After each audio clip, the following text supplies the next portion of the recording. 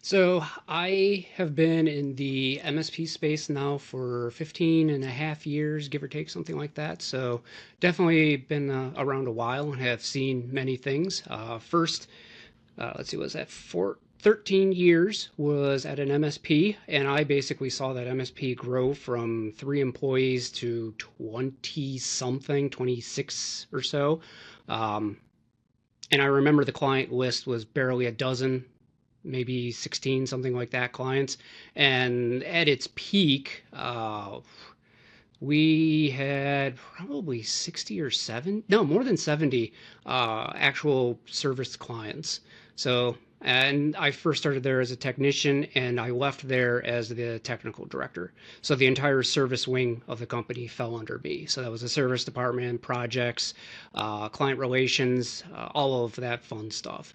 So I definitely wore basically every hat you could possibly imagine over there. Fast forward to 2023, I actually moved over to a vendor. I was on the dark side as well.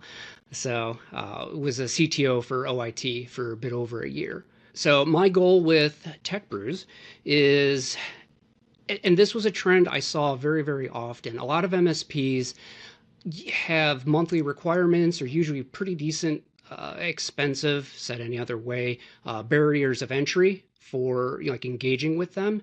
And something that kept happening to me at the MSP was I kept doing these audits for these small five or less people businesses, and it's at the end of the conversation was, "You're too small for us to care."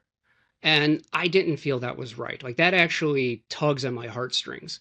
It's one where I really do feel everyone should have access to good quality IT support.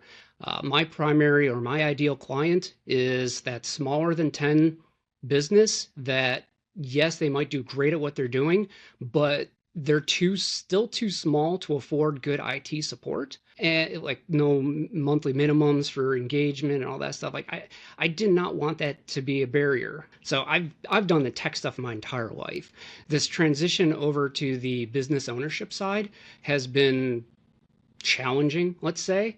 I knew of pretty much all the concepts high level, but knowledge is very different than experience. This past year and the business is now a year and a half old, has been a lot of like personal growth on that side more than the technical stuff. The technical stuff I just do in my sleep.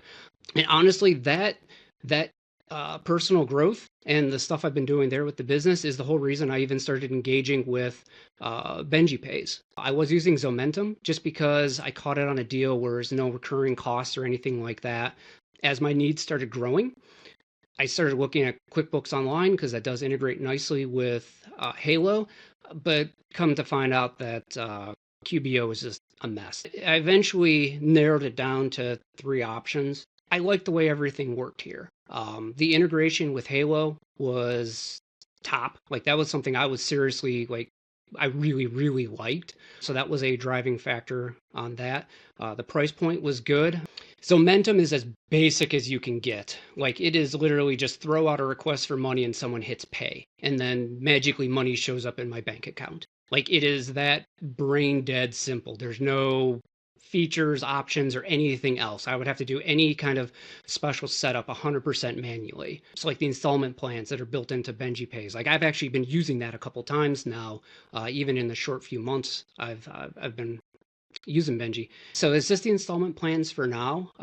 Like the couple of times I've done it was for projects where I've broken up the costs for businesses. Like I said, I'm going after the smaller side of SMB. So I have to be way more cognizant of cash flow on their end. And every discussion I have is I can build this however you want. You know, here's my options. Would I like taking a giant chunk of cash all at once? Sure, who doesn't? But it's one where it's easier for them to spread payments out. And I'm fine with that. Yeah. So that was something that actually during the onboarding was kind of highlighted. A lot of time was actually spent there, and I'm kind of grateful for that. Prior to moving over to Benji Pays, I was spending a decent amount of time just playing catch up like, hey, I sent you this invoice 3 weeks ago. Are you going to pay it? It's just stuff like that. So it's actually helped quite a bit with that. And since my clients have started putting their billing up in the payment portal, it's like, oh, hey, I'm getting most of my monthly invoices within the first week of the month, which is amazing. I actually just checked earlier, and yeah, there's a bunch of them with the payment settings or payment information all saved up there. Um, yeah, that's actually been working out really nice. My next phase is get more people into my Halo portal to take advantage of the billing integration over there so that it becomes that one stop for the ticketing and the billing and the projects and any KBs and service requests. I'm just not there yet. So onboarding was so again, like I said earlier, I am learning so much about the financial aspects and the admin side of running a business that there was many things I did not even know existed, let alone had accounted for. The onboarding process, things were explained, and more importantly, why they were needed or how they needed to be done, and then reframed in such a way that I can understand it coming in from basically nothing. Anytime I had questions, got back to me pretty quickly. It's not one where I'm looking for folks to drop everything to answer me. I do not expect that out of anyone. I usually try and put down the expectation, hey, get back to me in the next couple of days, and that's cool.